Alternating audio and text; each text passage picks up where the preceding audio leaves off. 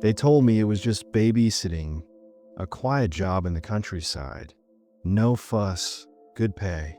But the moment I stepped into that creaking farmhouse, I knew something was deeply wrong. The child? Too quiet. The air? Too still. And then I found a list of strange rules taped to the fridge. Rules that didn't make sense. Rules that shouldn't need to exist. But once I broke just one, I learned why they were there. And now I'm telling you this, because I don't think I'm getting out. The ad was vague, but promising. Overnight childcare needed in Willows Creek. Rural home. Single child. Competitive pay. Discretion appreciated. The words discretion appreciated should have been the first red flag. I was 24, broke, and living in a shoebox apartment 2 towns over. The thought of a quiet place with real food and some cash at the end of it, I jumped on it. After a brief, awkward phone call with a woman named Mrs. Whitmore, the job was mine. No questions asked, just an address, a start time, 6 p.m. sharp, and the child's name, Thomas. The drive out was long and winding, cutting through thick woods and patches of overgrown farmland. GPS dropped out 10 minutes before I arrived, and I had to rely on handwritten directions. The Whitmore farmhouse sat at the edge of a long-forgotten road, half swallowed by trees, paint peeling from its old wooden frame like sunburnt skin. A rusted weather vane squealed in the wind. The porch creaked under my boots. Before I could knock, the door opened, and there she stood, Mrs. Whitmore. Thin, angular, dressed in black. Her hair was perfectly pinned back, her eyes hollow like she hadn't slept in years. "You're on time," she said flatly, as though surprised. Inside smelled like lavender mothballs. The air was too cold for mid-spring, and not a single light was on despite the approaching dusk. She led me through the narrow halls, her voice sharp and formal. "Thomas is already in his room. He goes to bed by 8. He doesn't talk much. Don't try to force it." I nodded, trying to appear professional. Before she left, she paused at the refrigerator. "There are rules," she said. She gestured to a yellowed piece of paper taped to the fridge door. I moved closer and read. Rule number 1, do not enter the basement. Rule number 2, feed Thomas only after 6:30 p.m., not a minute before. Rule number 3, do not open the curtains in the dining room. Rule number 4, if you hear knocking after 9 p.m., ignore it, no matter what you hear. Rule number 5, do not let Thomas fall asleep outside his room. Rule number 6, do not answer the landline after midnight. Rule number 7, if Thomas begins to hum, do not acknowledge it. Wait, he will stop. I stare at the list, unsure if it was a joke or some twisted hazing ritual. But Mrs. Whitmore's face was stone. "Follow them exactly," she said. "No exceptions." Then she left. Just like that. The silence swallowed me. I explored the house carefully, noting the vintage wallpaper, the scuffed hardwood floors, and the overwhelming sense that the place hadn't seen joy in years. In the corner of the dining room sat a grand piano covered in dust. The curtains there were thick and drawn tight. Rule number 3 echoed in my mind. I didn't dare touch them.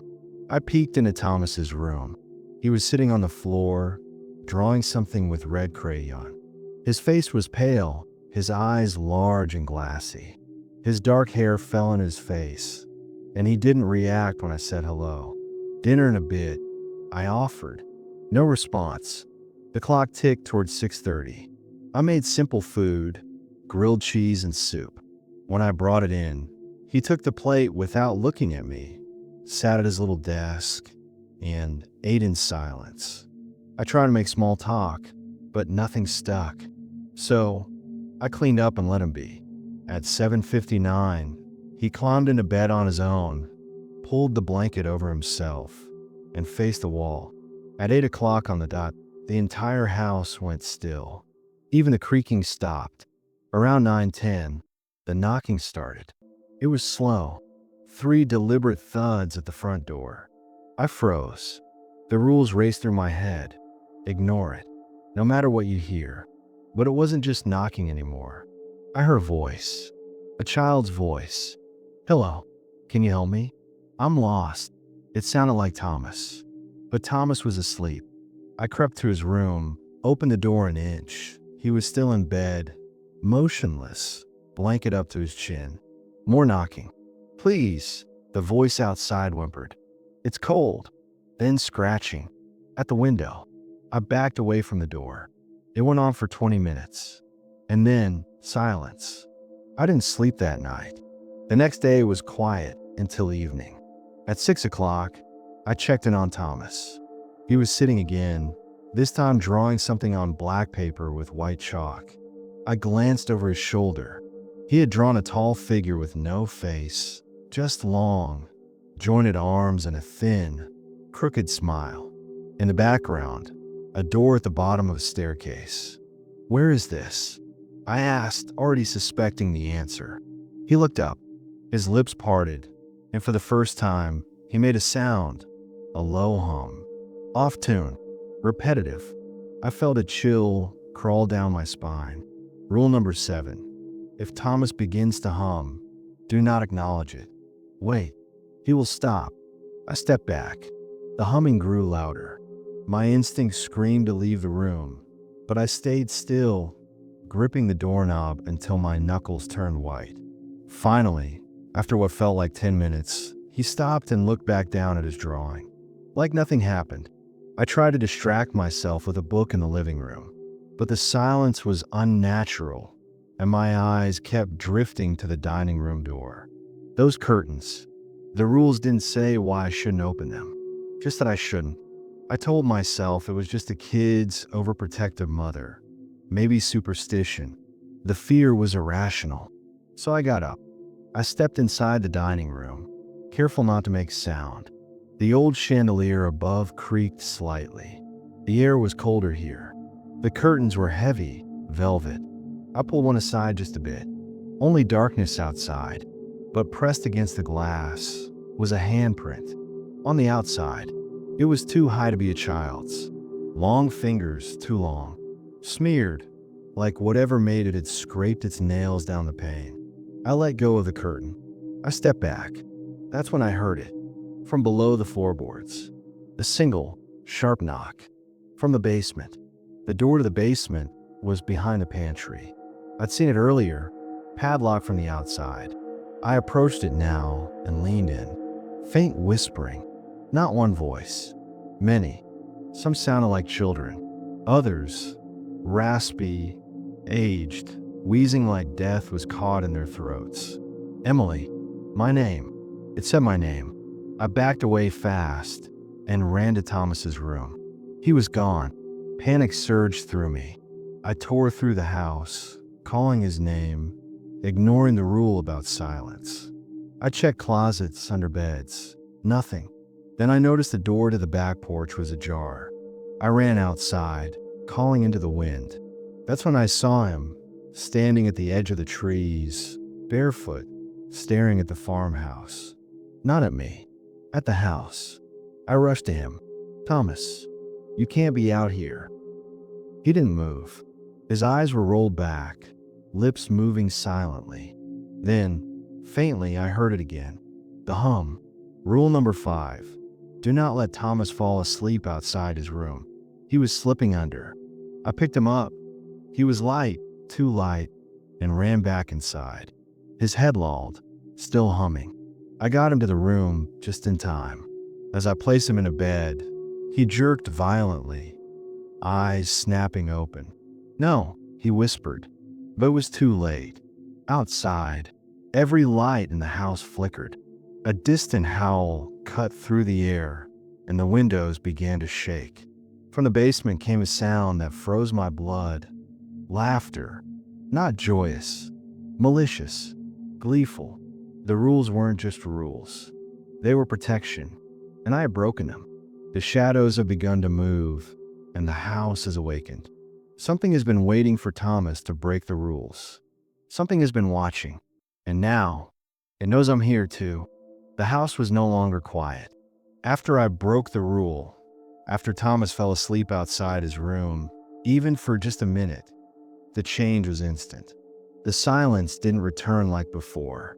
Instead, the air felt charged like static crawling on my skin. Every creak of the floor sounded deliberate, and even the walls seemed to breathe. I didn't sleep. Couldn't. Thomas was asleep in his bed now, the covers pulled over his head, his tiny body curled like a question mark. His hum had faded, but something deeper remained, like a current running through the house. Something unnatural. At 11:42 p.m., the landline rang. Rule number 6, do not answer the landline after midnight. But it wasn't midnight. Not yet. I stared at the receiver, heart pounding. The phone was ancient, beige plastic, coiled cord tangle from years of use. It rang 3 times before going silent. I exhaled slowly. Then it rang again. I counted 11 rings. Then silence. And then the answering machine clicked on. A voice spoke through the static. I know what you did. It wasn't a voice I recognized. Female, strained, dry like dust. You should have followed the rules. Click. Then nothing. At midnight, the padlock on the basement door snapped open on its own. I heard it, distinct, loud, metallic. The echo of the lock hitting the floor vibrated through the quiet house. I crept into the hallway with a kitchen knife in hand, praying this was still just some elaborate joke. It wasn't. The basement door stood slightly open, blackness pressing through the crack like smoke. The stench hit next. Rotted earth, mildew, and something sweet, too sweet, like spoiled fruit. I didn't dare open it further. I pushed the pantry shelf in front of the door and backed away, heart hammering so hard I thought I might drop dead right there in the hallway. As I turned to leave, I heard it again. A voice from a basement. Only this time, it was my voice. Emily, help me. It's so dark down here. The knife slipped slightly in my sweaty grip. Nope, I whispered aloud. Nope, not tonight. At 2:06 a.m., I found Thomas standing in the living room. Just standing there, barefoot, eyes wide, hands at his sides. His lips moved slowly. She's watching, he said. Who? I asked, my voice dry and cracked. He pointed to the dining room, behind the curtains. She lives in the window now. I froze. I had only peeked behind them once. That was enough. She only watches when the rules are broken, he continued. She's been hungry. Thomas sat on the couch, cross-legged, and stared blankly ahead. His voice changed. It sounded older, calmer, like he was quoting something. When the red rules rot and the dark doors break, the hum will spread, the watcher wake. Then, his voice dropped to a whisper. She doesn't like you. I couldn't take it anymore. I had to see for myself. I crept back to the dining room. The curtains billowed, even though the windows were closed. As I stepped closer, I could feel it. Something behind the cloth. Not a presence, but a pressure, like standing too close to a massive, living thing, just barely held back by fabric. The moment my fingers brushed the curtain, I heard a whisper. I see you. I yanked my hand back. Then, without warning, the piano in the corner struck a single, thunderous note. Dust scattered into the air. Every key suddenly slammed down as though played by invisible hands. And in the window, a face. Not quite human. Thin lips stretched impossibly wide in a skeletal grin. Empty black sockets stared through me. The face wasn't pressed to the glass. It was within the glass. I backed out of the room and slammed the door. The rest of the night blurred into a fever dream of flickering lights, shifting walls, and distant weeping. At 3:15 a.m., the pictures on the hallway wall began to turn, one by one. Faces in the portraits changed. smiles twisting into grimaces, eyes gouged out, mouths open in silent screams. I passed one picture of a young woman. Her eyes seemed to follow me. Then she blinked. I knocked her from the wall and ran to the kitchen, heart in my throat. Thomas was already there, standing by the fridge. He opened it slowly and took out a raw steak, placed it on a plate, and stared at it like it was something sacred. "Not food for me," he said. I was about to ask what he meant when the clock struck 3:33 a.m. The lights went out. Complete darkness swallowed everything. I fumbled for my phone flashlight, and when I turned it on, Thomas was gone again. Only the steak remained, bloody, raw, starting to steam unnaturally in the cold kitchen air. The fridge door was still open, and inside was a hand, not placed on a shelf, not severed, a living hand, clawed and gray, resting on the inner wall like it belonged there. It twitched. I slammed the fridge door shut and pushed the table in front of it. From within, something knocked. Once, twice, then laughter. Quiet, wheezing laughter that sounded exactly like Mrs. Whitmore. I ran back to the fridge, tearing the yellowed paper from the door. 7 rules. But now, there was an 8th. It hadn't been there before. Written in the same old ink, smudged at the edges. 8. If the watcher speaks your name, it's already too late. I stared in horror, then looked down at my phone. The screen lit up with a missed call. Unknown, 3:41 a.m. Under it, a voicemail. I pressed play. It was my voice again, just like in the basement. But this time it was crying. "I'm sorry. I tried, she's already here." Then static. Then, "Emily." Whispered, drawn out. "I see you." At 5:30 a.m., the atmosphere shifted again. Not calmer, but tired, like the house itself was waiting for something to end. The lights flickered back on one by one. The piano was silent. The picture stopped watching. I found Thomas back in his bed, sleeping soundly. The steak was gone. So was the hand. I sat on the porch and waited for sunrise. At exactly 6 a.m., Mrs. Whitmore's car pulled up. She didn't say a word as I opened the door. Instead, she walked into the house, straight to the fridge, and removed the paper. "You survived the first night," she said, folding the list carefully. I looked at her in disbelief. What the hell is this place? What's wrong with that kid? Her eyes met mine. Cold, calculated. "You'll be back tonight," she said. I laughed, bitter and shaking. "No, I won't." "You will," she replied calmly. "You saw her now. The watcher. That means she sees you too." I stared at her, heart sinking. "She won't let you go," Mrs. Whitmore whispered. "Not yet." She handed me a thick envelope. Cash. Then she walked into the house and shut the door. I drove away that morning, faster than I'd ever driven before. But in my rearview mirror, as the farmhouse disappeared between the trees, I could have sworn something was staring at me from the upstairs window. Not Thomas. Something taller and smiling. The rules are growing. The house is changing. And Emily?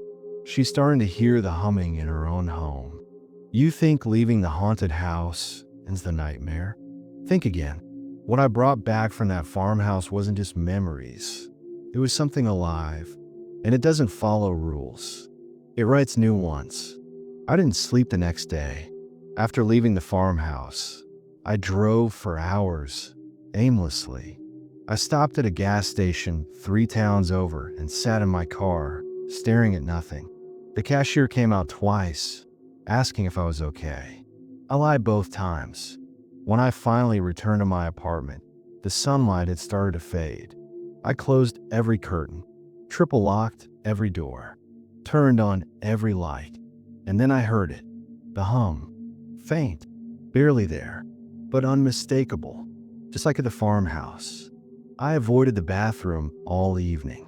Around 11 p.m., I finally forced myself to go in just to wash my face and convince myself I was still sane. That's when I saw it. A sticky note on the mirror. Yellow, curling at the edges. Same faded ink. My heart nearly stopped. It said, "New rules apply now." She's watching still. I tore it down and backed out slowly. But another note was already taped to the front door. 1. Do not look at your own reflection after midnight. And another on my fridge. 2. Don't answer your phone if the caller has your voice. They kept appearing. On my cupboards, my walls, my microwave, even my bedroom door. By 12:01 a.m., there were 7 rules posted all over my apartment. I covered every mirror in the apartment with blankets. But at 12:37 a.m., the one in my hallway uncovered itself. I didn't touch it. I didn't even go near it. I was in the bedroom, lights off, breathing shallow, when I heard the sound.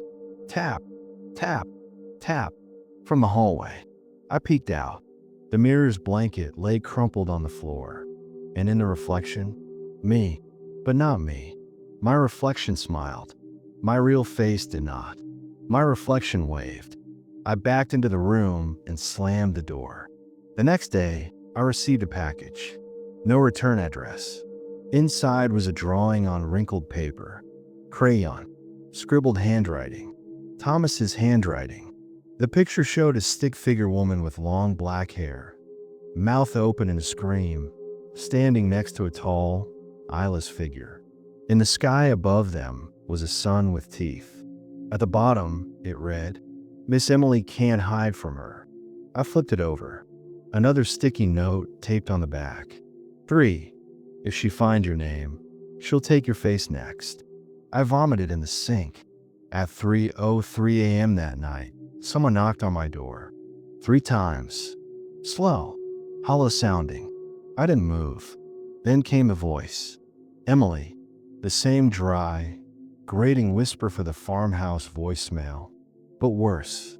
This time, it came from inside the apartment. From behind a bathroom door. I grabbed a knife and stood in the hall, frozen, while the doorknob slowly turned. When the door creaked open, steam billowed out. But the shower wasn't running. And in the mirror, her, the watcher, staring, smiling. She opened her mouth and whispered something I couldn't hear. Then everything went black. When I opened my eyes, I wasn't in my apartment anymore. I was back in the farmhouse kitchen. The hum was louder now, unceasing, pulsing like a heartbeat. Thomas was sitting on the floor, scribbling another picture. "Why did you leave?" he asked without looking up. I didn't. I don't know how I got back." "You're not back," he said. "She just wants you to think you are." He stood and held up his new drawing. This time it was a house inside a mirror. My face was drawn inside the glass, surrounded by black scribbles. "She's showing you where you are now." The TV turned on by itself. Static first, then a video. It was a recording of me, walking into my apartment, going through the fridge, staring at the bathroom mirror, whispering things I couldn't remember saying. Then, in the video, I turned to the camera, looked straight into it, and said, "This isn't my face." Then the screen went black. I stumbled backward and found a new rule pinned to the couch cushion. 4. Don't trust your own voice after 3 a.m. At 3:33 a.m., I returned to the mirror in the hallway. My reflection was already there. It was grinning. I didn't speak. It did. "Let me in, Emily." "No, I can make it stop." "No." The smile dropped. "You're already inside. You just haven't figured it out yet." Then the glass cracked, long and sharp down the center. From behind the mirror, fingers pressed against the glass. Thin, pale, wrong.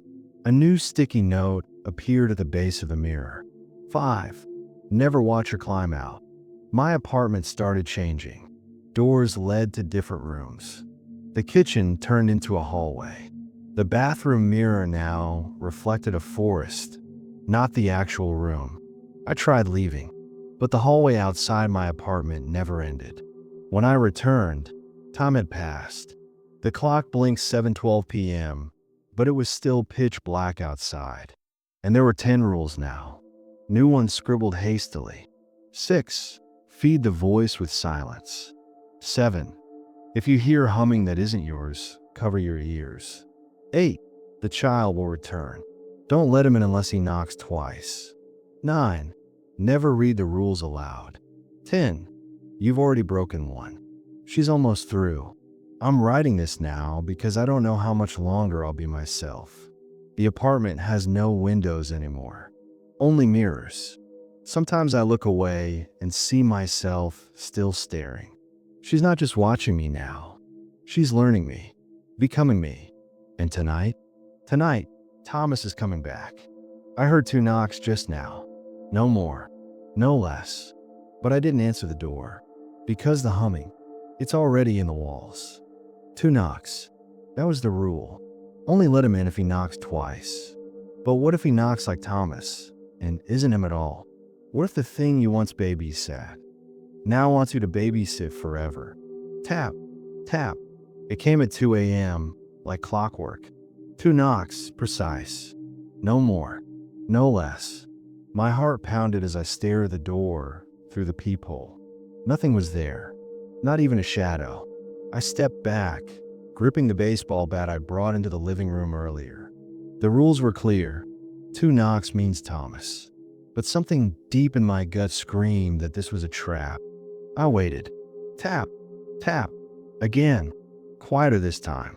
I shouted, "Say your name." No answer. "Thomas, say your name." Then a whisper. "Let me in, Emily." But it didn't sound like a child. It sounded like me. The walls had started breathing. Slow, expanding pulses, as though the building had lungs.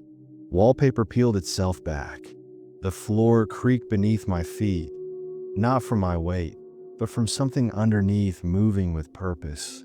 I fled to the bathroom, slammed the door, and locked it, only to find the mirror uncovered again.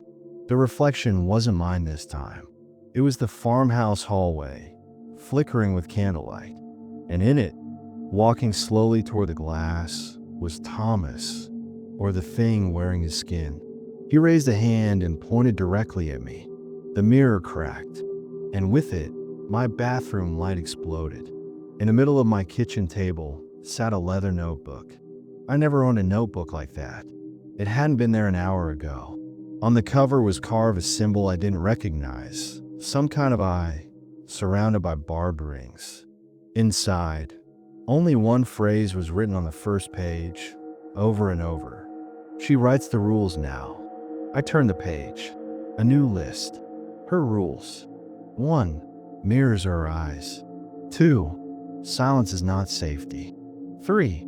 Thomas was never a child. 4. You are in the mirror now. 5. The reflection is real. You're the copy. 6. Stop reading. 7. Stop reading. 8. Stop. At 3:14 a.m., the phone rang. I didn't want to answer. Every part of me screamed not to, but I did. I don't know why. "Emily," said the voice. "I'm outside." It was my own voice again. Then a knock at the window behind me. I turned slowly, and there I was, my exact self, grinning through the glass. Hair matted, lips cracked, pupils impossibly wide. I screamed. She didn't. She simply raised a hand and mouthed something silently. Then she vanished.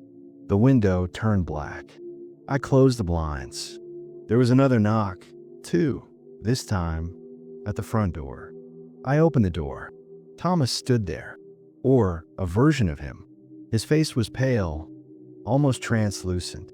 His eyes too large, too calm. He held a folded piece of paper in one hand. I didn't say anything. He placed the paper at my feet and walked past me, straight into the apartment, like he lived there. He sat on the couch and stared at the blank TV screen. I slowly opened the paper. It was a new rule, handwritten in his messy crayon scrawl. She lives in you now. Don't fall asleep after 3:33 a.m. She walks then. I watched Thomas for what felt like hours. But when I blinked, he was gone. Not walked out, not moved, just gone. Only the couch cushion remained warm. And on the TV screen, a reflection, the room I was in, and standing behind me, her, the watcher, grinning, head tilted. I turned. Nothing. But when I looked back at the screen, she was closer, and behind her, another me, eyes missing, mouth sewn shut. I yanked the TV cord from the wall. The image remained on the screen. At exactly 3:33 a.m., the mirror in the hallway shattered inward, not outward, from inside itself. Glass fell like snow, and a thick mist oozed through the frame. I felt something pull at me, something unseen, yet impossible to fight.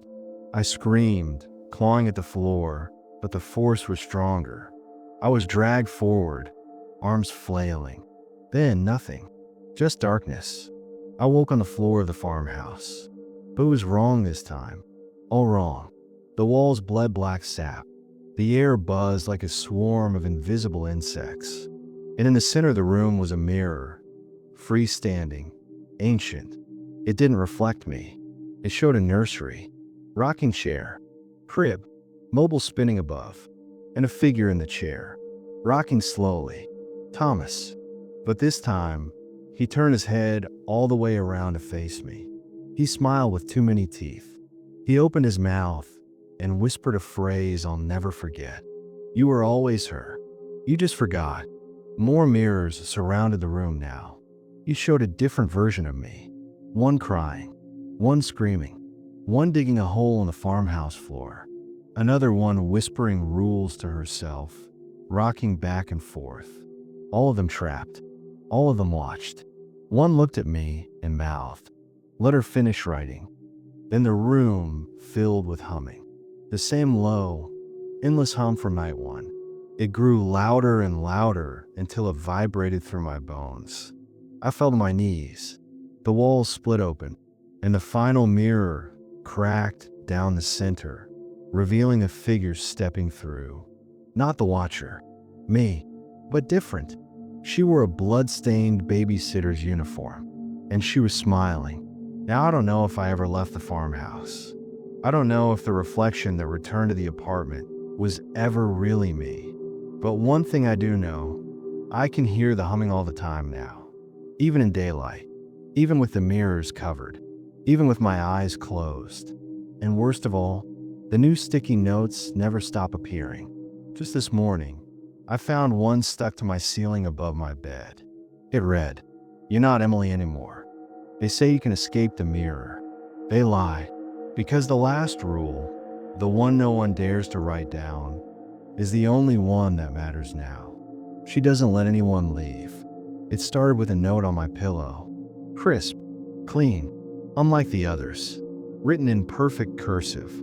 It read, "Final rule, stop resisting." I stared at it for an hour, maybe two. The humming was louder now. Everywhere. Inside the walls. Inside my teeth. Inside my thoughts. I hadn't slept in days. Mirrors covered. Lights always on. But it didn't matter. Every surface now reflected. The floor. The sink water. My phone screen. Even my eyes. When I looked too long in the bathroom, I saw her there. Not behind me. Inside me. At exactly 3:33 a.m., the apartment lights flickered, then went out. I lit a candle. The flame cast long, trembling shadows across the room. Then I heard it. That soft, padded sound. Footsteps. But not in the hall. Not behind the door. Inside the walls. I backed away slowly. Then, tap, tap, 2 knocks. Closet door this time. A child's whisper. "Emily." I swung the door open. Nothing. But on the inside wall, scratched in what looked like rust or blood, were the words. "We're in here. You're out there. Let us trade." The reflection in the kitchen window shifted. It no longer mirrored my apartment. It showed the farmhouse again. Only this time, it was burning. Flames crawled up the walls. Black smoke billowed. But standing calmly in the center was Thomas, untouched, holding a new piece of paper. He lifted it to the glass. I leaned in. It read, "Say her name 3 times. The gate will open." I whispered, "I don't know her name." But deep down, I think I did. Because a voice inside me answered, "You do. You've always known." The notebook reappeared, pages flipping themselves violently as if caught in a phantom wind. They stopped on a single name, scribbled in thousands of tiny letters across the spread like infestation. Ellereth. It hissed off my tongue, and in that moment, the mirror screamed. Every reflective surface cracked and shattered inward. The air twisted. My body jerked. My mouth moved on its own. Ellereth. Ellereth. Ellereth. The candle died, and then silence. I woke in the mirror, but this time I knew.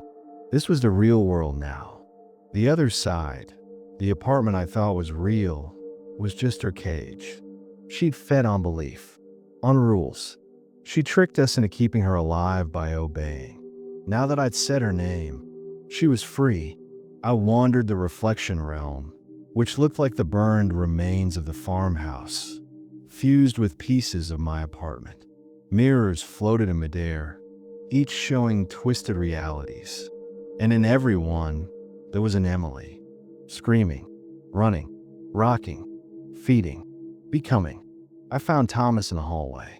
He looked older now, maybe 10 or 11, but his eyes held an ancient weight. "You weren't supposed to break the last rule," he said. I had no choice. "She'll wear you now, like skin, like a story." He reached out and touched my forehead. Suddenly, I remembered. The babysitting job, the farmhouse, the first Emily. I wasn't her. I'd never been. I was the reflection who took her place.